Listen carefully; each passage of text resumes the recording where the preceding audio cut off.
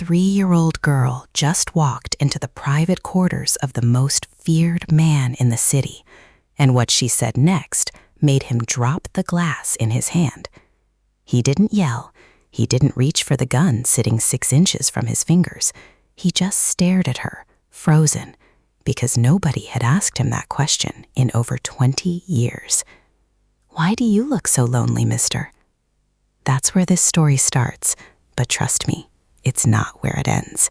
Stick around, because by the time we're done, you're going to watch a mafia empire crumble because of a kid who couldn't tie her own shoes yet. Let's rewind a bit. Clara hadn't slept properly in 4 days. Not real sleep, anyway, the kind where your body actually lets go.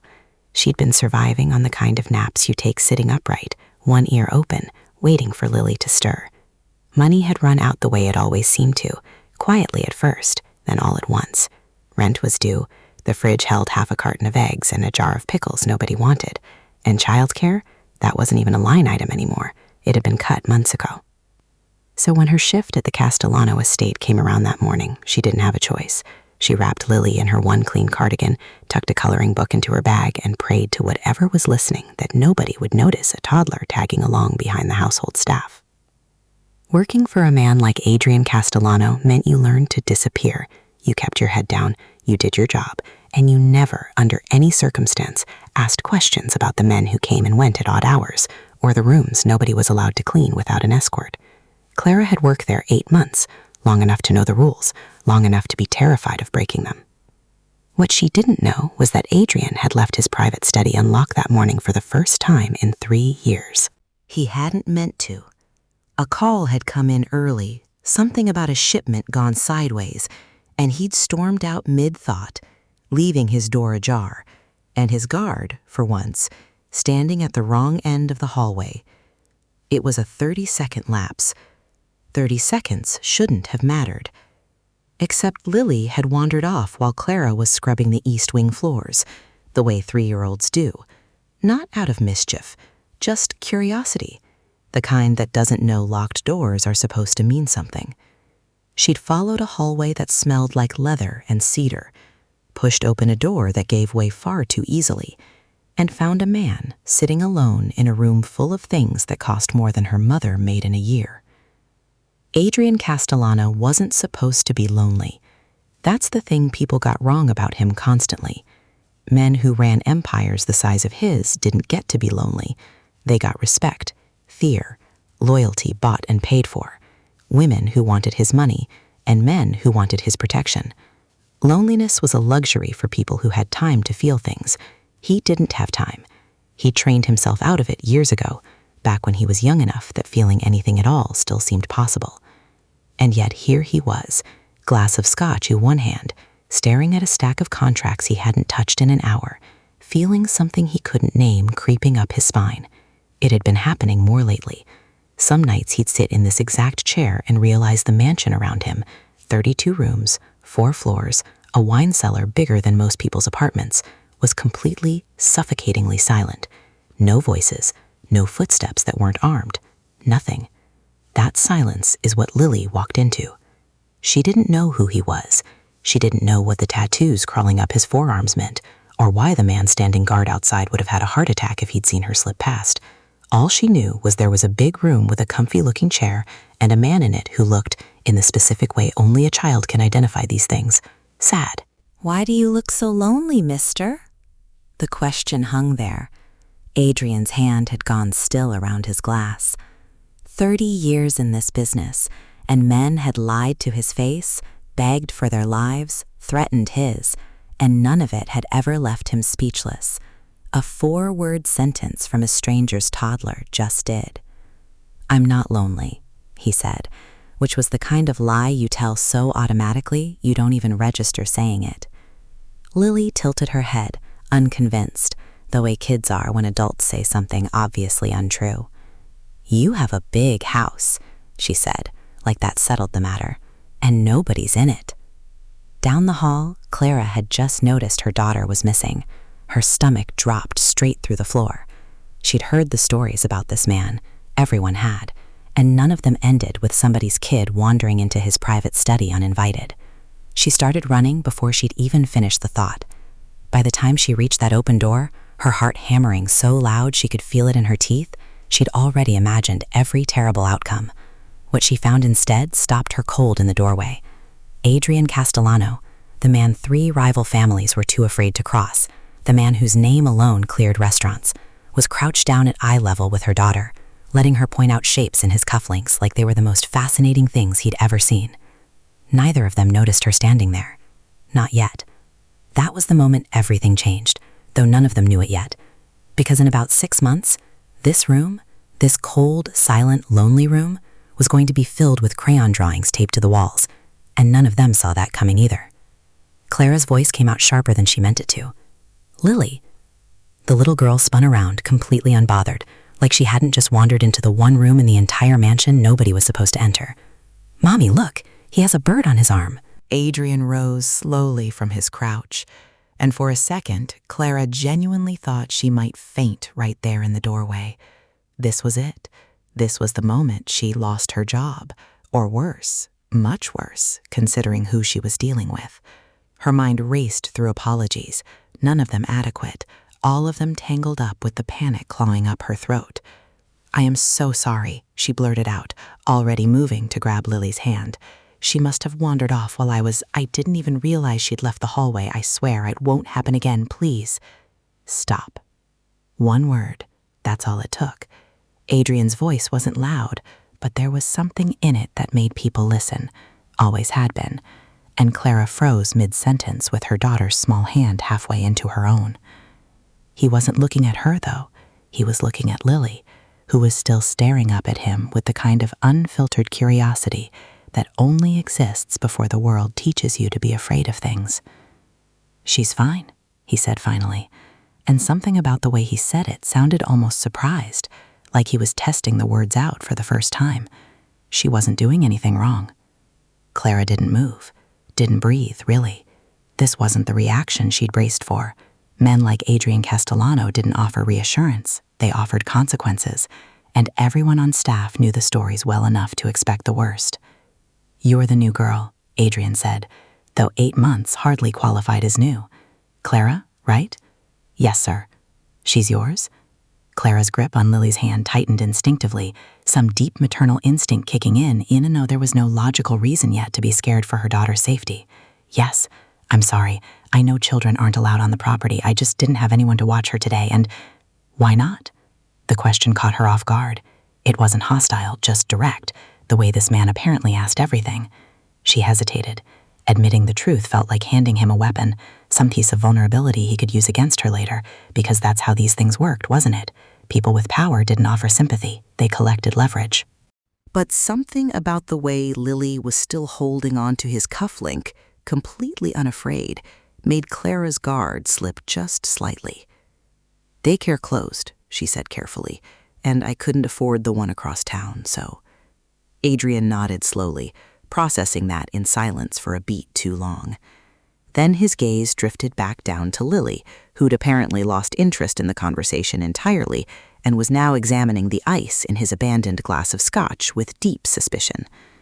"Is that yours?" Lily asked, pointing. "It was." "Can I have some?" "No," Adrian said, and there was something almost like amusement flickering behind his eyes now, an expression none of his staff had seen on him in longer than anyone could remember. "That one's not for little girls." "Why?" "Because it'll make you dance funny." Lily considered this seriously, the way toddlers consider everything, like it was a puzzle with real stakes. "I already dance funny." Clara felt a laugh escape before she could stop it, immediately slapping a hand over her mouth like she'd committed some kind of crime. Laughing in this man's study, in front of him, over her daughter's nonsense, it felt dangerous somehow, too familiar for the situation. Adrian's mouth twitched at the corner. Not quite a smile. Not yet, but close. "Take her back to the staff wing," he said finally, turning back toward his desk like the conversation was over. "And Clara?" She stiffened. "Yes?" "Next time you need someone to watch her, bring her to the east sitting room instead of leaving her to wander. Someone will keep an eye on things." Clara blinked. That wasn't a threat. That wasn't even close to a threat. That was, unmistakably, permission. Thank you, sir. That's very generous. It's not generosity, he said, without turning around. It's practicality. Wandering children in a house full of armed men is a liability. The words were cold, businesslike, exactly what you'd expect from him. But Clara noticed something underneath them anyway, a kind of relief in his tone, subtle enough that she almost missed it, like he'd been handed an excuse he didn't know he needed. She scooped Lily up and left before he could change his mind, hurrying down the hallway with her heart still pounding, though for entirely different reasons now. Behind her, Adrian sat back down in his chair, staring at the door for a long moment after they'd gone. The room felt different already, quieter somehow, in a way that had nothing to do with sound. He glanced down at the glass Lily had been so fascinated by, turning it slowly in his hand, and for the first time in longer than he could remember, he didn't finish the drink. He just sat there, replaying 4 words in his head. "Why do you look so lonely, mister?"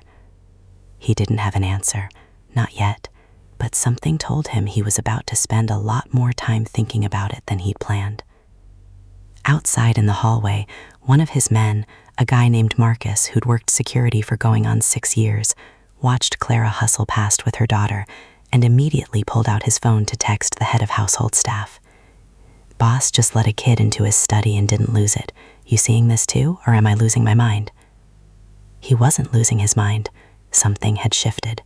Nobody in that mansion knew it yet, but the walls were about to come down, slowly, one crayon drawing at a time. Word travels fast in a house full of people trained to notice everything. By the following week, half the staff had heard some version of the story: Clara's daughter wandering into Adrian's study, Adrian not tearing the walls down over it, and most of them didn't believe it until they saw it with their own eyes. Because Adrian actually meant what he'd said. The next time Clara showed up for her shift with Lily in tow, one of the housekeepers, an older woman named Dorothy, was already waiting by the entrance with a small stack of coloring books and a box of crayons that hadn't been there before. "Mr. Castellano had someone pick these up," Dorothy said, not quite meeting Clara's eyes, like even she wasn't sure what to make of it. "Said the girl should have something to do while you work." Clara stood there for a second, coloring books balanced in her arms, trying to figure out what universe she'd woken up in. This was the same man 3 separate news outlets had called untouchable in the last year alone. The same man whose name made grown adults change the subject at dinner parties. And he'd bought crayons. "That's very thoughtful," Clara managed. "Thoughtful," Dorothy repeated, testing the word like it tasted strange in her mouth. "That's one way to put it." Lily, for her part, had no concept of any of this being unusual. As far as she was concerned, the nice man with the tattoos and the fancy chair was just someone she saw sometimes, and if he happened to leave crayons lying around for her, well, that tracked completely with her 3-year-old understanding of how the world worked. Good things happened, bad things happened. You didn't ask why. She started visiting him almost daily after that. Not because anyone arranged it, Clara made sure of that, terrified of overstepping, but because Lily, given an inch, would take several miles, and an inch was exactly what Adrian had unknowingly offered. The first few times, she'd just wander in while Clara cleaned the adjoining rooms, plop herself down on the floor near his desk, and go about the very serious business of coloring. Adrian would work, she would color. Neither of them talked much, and somehow that was fine. Then, about 2 weeks in, she held up a drawing. "This is you," she announced, like it was self-evident. Adrian looked over from his paperwork, expecting he wasn't sure what exactly, but not this. The drawing showed a stick figure in black with what appeared to be scribbled tattoos running up one arm, standing next to a much smaller figure in a yellow dress. Above them, in shaky, uneven letters that Clara had clearly helped her sound out, it said Adrian and Lily. He stared at it longer than the moment probably called for. "You drew this?" "Uh-huh," she said it like it was obvious. "You look lonely in real life, but not in the picture. In the picture, you're happy." Something about that sentence lodged itself somewhere in Adrian's chest and just stayed there. He'd built an entire identity around not reacting to things. Years of training, discipline, the kind of control that kept men alive in his line of work. And yet here he was, gutted by a stick figure drawing from a 3-year-old. "Can I keep this?" he asked, and his voice came out rougher than he intended. Lily shrugged, already moving on to a new page. You can have all of them. I make a lot. He kept that first one, tucked it into the drawer of his desk, the same drawer where he kept the one photo he still had of his mother, worn soft at the edges from being handled too many times over too many years. He didn't examine too closely why those two things ended up in the same place.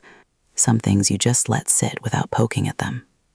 Clara noticed the change before she let herself believe it. Adrian's schedule, once ruthlessly guarded, started bending around Lily's visits without anyone officially deciding that's what was happening. Meetings that used to run long somehow wrapped up earlier. Calls got shorter. He'd started keeping a small stash of crackers in his desk, the kind Lily liked, after she'd complained once about being hungry. You don't have to do all this, Clara told him one afternoon, watching him hand Lily a juice box like it was something he did every day, which, by that point, it basically was.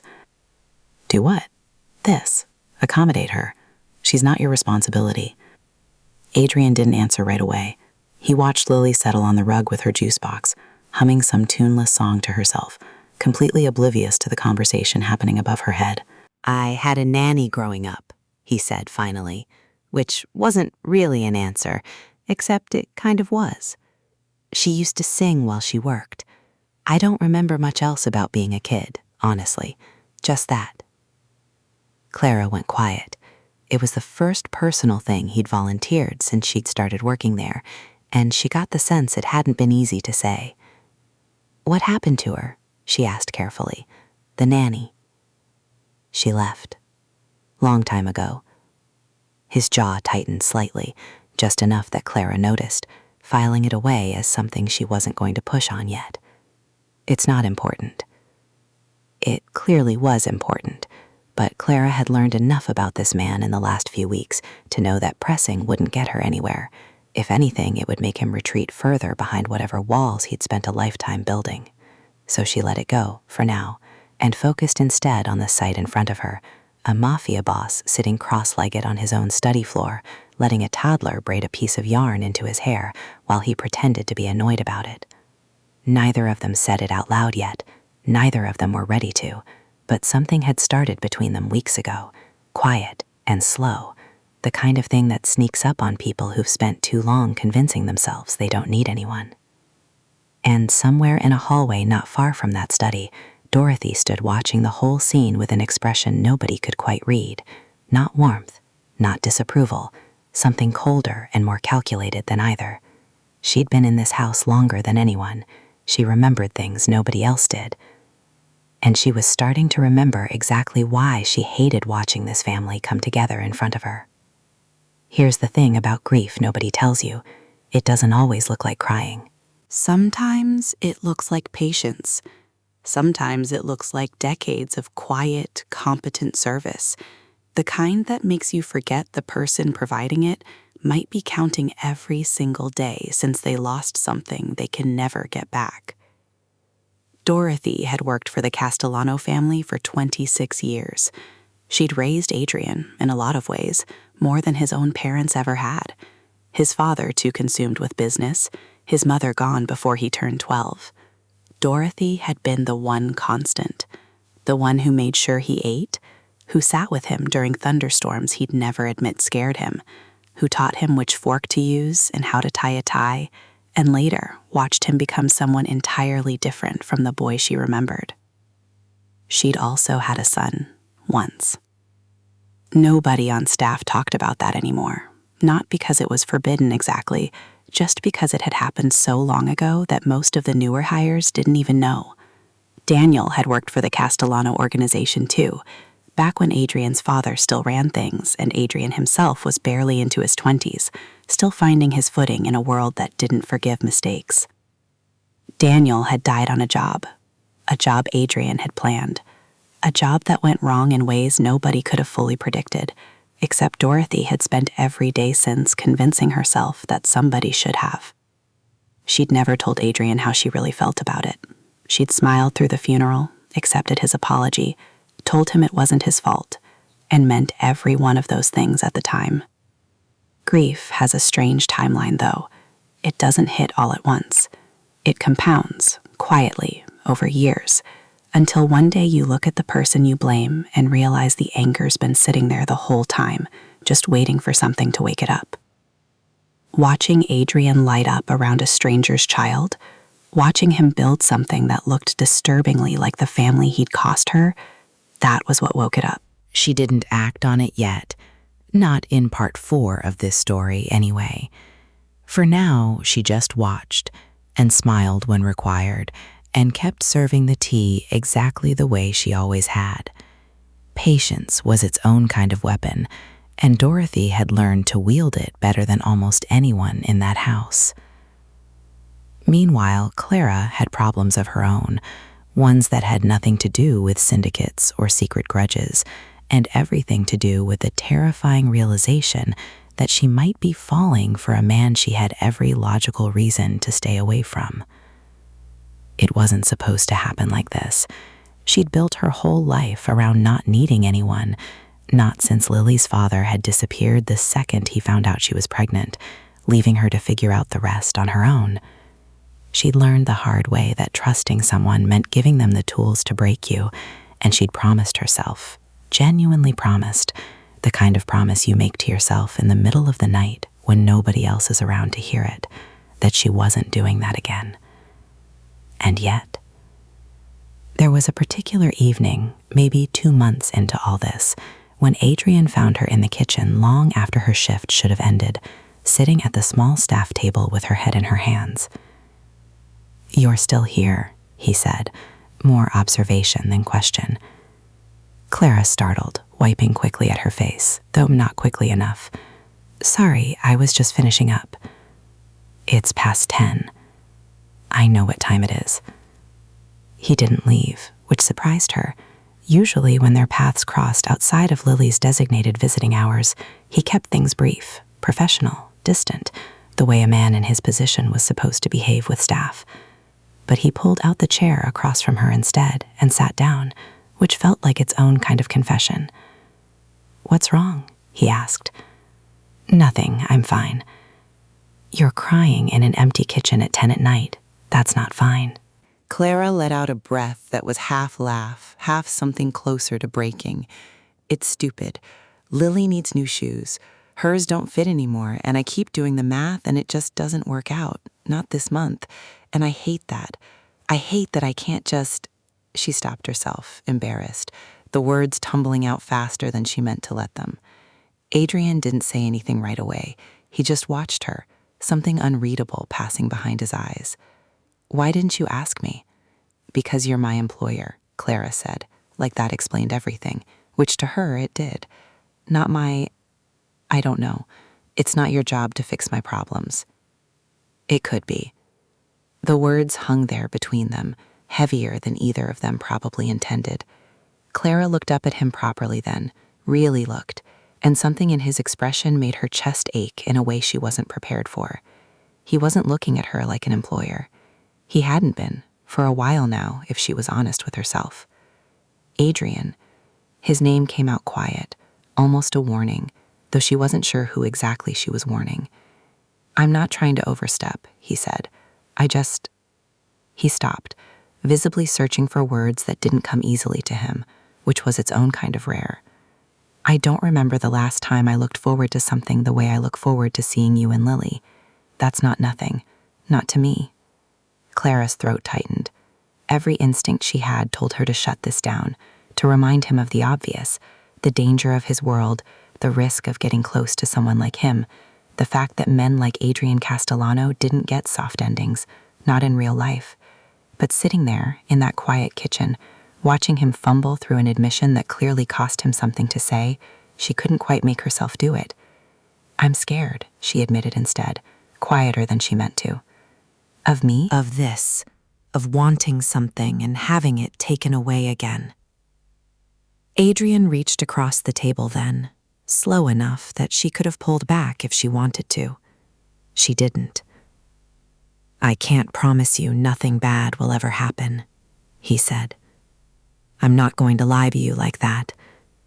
But I can promise you I'm not going anywhere. Not unless you tell me to." Neither of them said anything else for a long moment. The kitchen was quiet, except for the hum of the refrigerator, and somewhere down the hall, the faint sound of Lily's nightlight clicking on in the room they'd started keeping ready for her, just in case. Clara didn't pull her hand away. And somewhere upstairs, watching from a doorway she had no business standing in, Dorothy saw exactly what she needed to see. 3 weeks later, everything Clara had been afraid of came crashing down at once, and it started with a folder she'd never seen before showing up on Adrian's desk. It wasn't Adrian who found it first. It was one of his lieutenants, a sharp-eyed man named Victor, who'd been with the organization almost as long as Dorothy, and who burst into Adrian's study one morning with a look on his face that made the temperature in the room drop. "We have a problem," Victor said, sliding the folder across the desk without preamble. "A big one." Inside were photographs, grainy, clearly taken from a distance, but unmistakable. Clara standing outside a warehouse on the east side of the city, a location Adrian's organization used for shipments nobody talked about openly. Timestamps put her there twice in the last month. Alongside the photos, transcripts of phone calls, allegedly between Clara and a name Adrian recognized instantly, and hated even more instantly. Renzo Baptiste, the head of a rival syndicate that had been circling Adrian's territory for the better part of a year. "This is fabricated," Adrian said immediately, though something cold had already started spreading through his chest. "Maybe," Victor said carefully, "but it's convincing. And it's not just sitting on your desk. Copies are already circulating among the other captains. People are asking questions." Adrian stared at the photographs longer than he needed to, looking for the seams, the places where a lie usually showed its stitching. He didn't find them, not because they weren't there, but because whoever built this had known exactly what they were doing. "Bring her to me," he said finally. "Now." When Clara arrived, she knew immediately something was wrong. Adrian's face had gone somewhere she hadn't seen it go since the day they met, that cold, closed-off mask he wore for everyone who wasn't her or Lily, except now it was aimed directly at her. "What is this?" he asked, sliding the folder toward her without explanation. Clara opened it, confusion turning to horror as she flipped through page after page of evidence that made no sense to her at all. Adrian, I've never been to this place. I don't even know who this person is." "His name is Renzo Baptiste," Adrian said, watching her face carefully, cataloging every flicker of expression like his life depended on getting the read right. Maybe it did. "He runs the syndicate that's been trying to take my territory for the last year, and according to this, you've been feeding him information for weeks." "That's insane," Clara's voice cracked, panic rising fast. "I would never. Adrian, you know me. You know I wouldn't do this." "Do I?" The question landed like a slap. Clara actually flinched, staring at him like she was seeing him for the first time, or maybe seeing the version of him she'd been warned about since day one, the version everyone else in that mansion feared, the one capable of looking at someone he supposedly cared about and doubting them completely. "You know me," she repeated, quieter now, more desperate. "This is fake. Someone did this to hurt us." "Then explain the timestamps.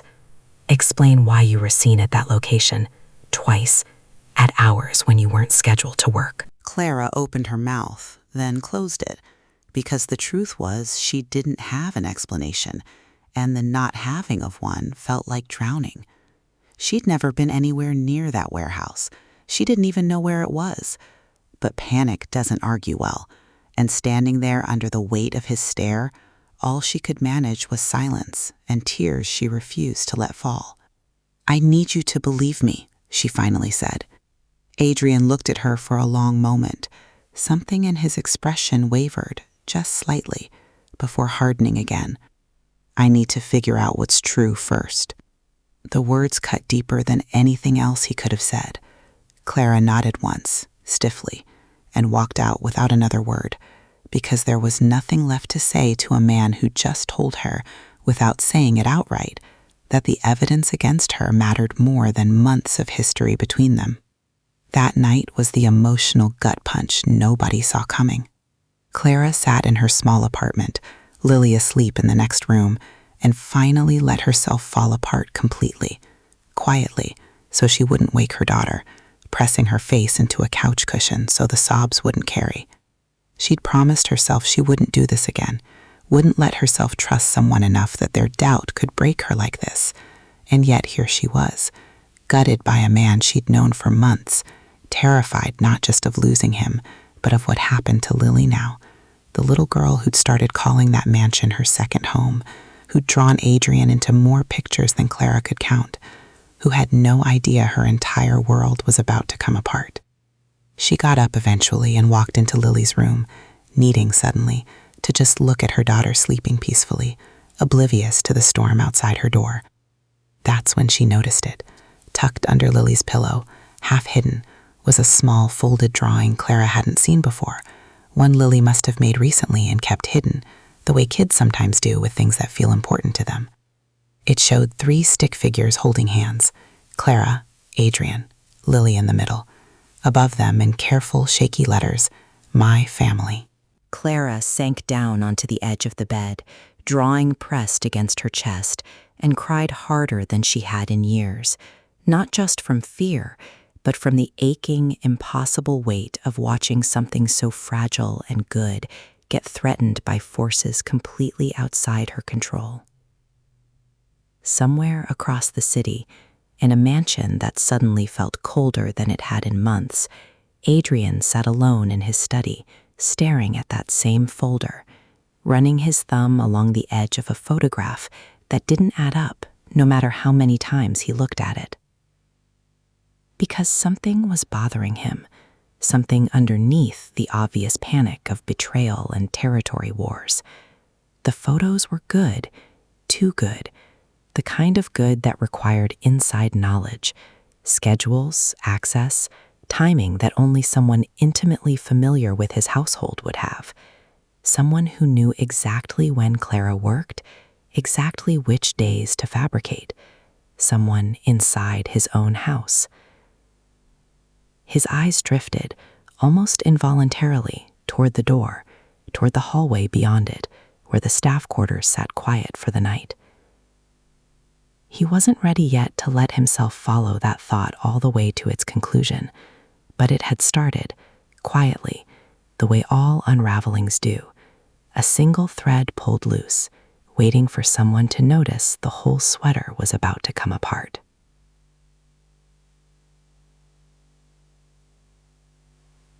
Adrian didn't sleep that night. He sat with that folder until the sun came up, going through every photograph, every transcript, every timestamp, looking for the thing that had been nagging at him since Victor first dropped it on his desk. By morning, he had it. The photographs showed the correct warehouse, the correct lighting, the correct security patterns for that location. Details someone could only know if they'd been inside the operation for years, not weeks. And the phone transcripts referenced call times that lined up suspiciously well with the exact hours Clara's shifts ran, hours that weren't posted anywhere public. Someone had pulled her schedule directly from the household roster.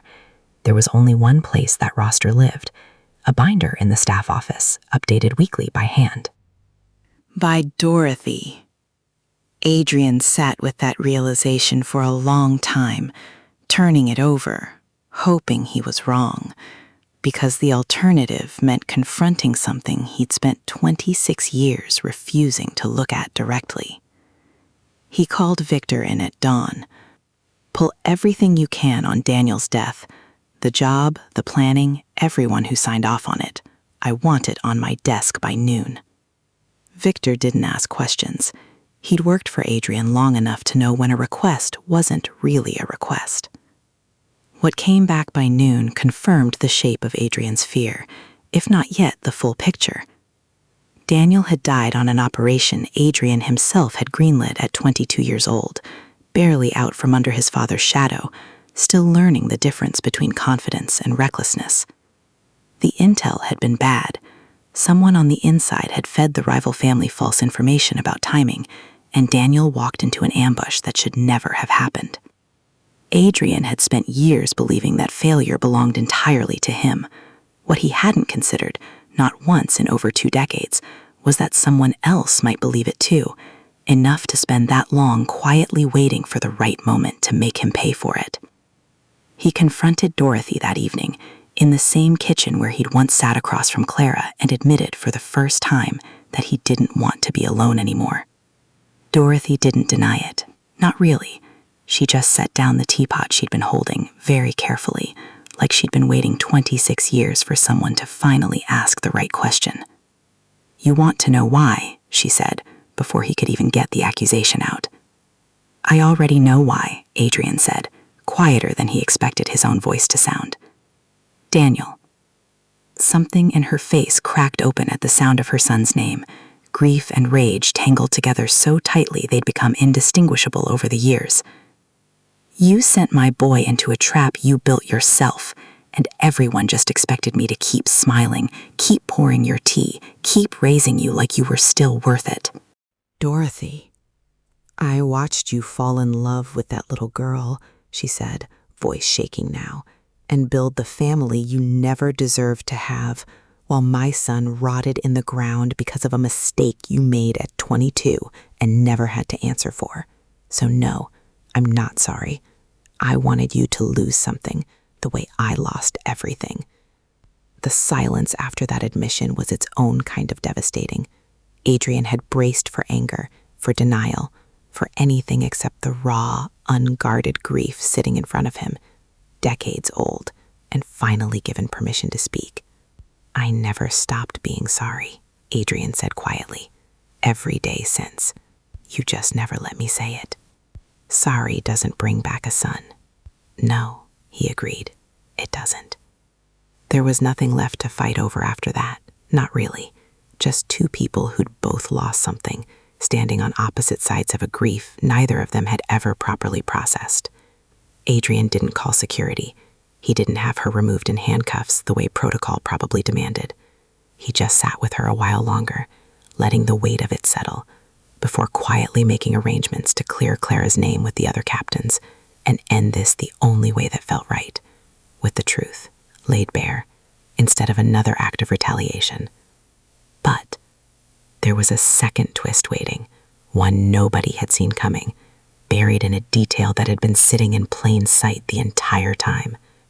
Because while untangling Renzo Baptiste's involvement in the frame job, confirming that Dorothy had reached out to the rival syndicate independently, offering information in exchange for helping bury Clara, Adrian's people uncovered something else entirely, something about Renzo himself. The dying syndicate leader had spent the last 3 years searching, quietly and desperately, for a granddaughter he'd never met, the daughter of his estranged son, who disappeared years earlier along with the woman he'd gotten pregnant, fleeing before Renzo even knew a child existed. The woman's name matched hospital records Victor pulled that night, Clara's full maiden name, a birth certificate, a father's name that had never once come up in casual conversation, because Clara herself barely remembered him. Lily wasn't just an innocent bystander in all of this. She was Renzo Baptiste's granddaughter, the missing piece he'd spent years and no small amount of desperation searching for, the reason his syndicate had been circling Adrian's territory in the first place, not for expansion, but because some fractured piece of intelligence had suggested Clara might know something, might be connected somehow to the family he'd lost track of. Adrian sat with that information a long time, staring at the same drawing Lily had made months earlier, the one still tucked in his desk drawer beside his mother's photograph.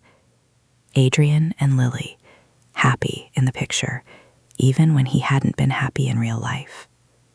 He thought about the title everyone in that house had started using without realizing its weight, the day the Maid's toddler walked in and found him lonely.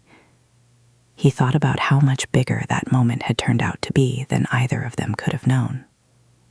Because now he had to decide something almost impossible, whether to tell a dying man one still capable of tearing his empire apart, that the granddaughter he'd been hunting for was the same little girl who'd taped drawings to Adrian's walls and called his mansion her second home. Whatever happened next was going to determine not just his future with Clara, but whether Lily ever got to feel safe again.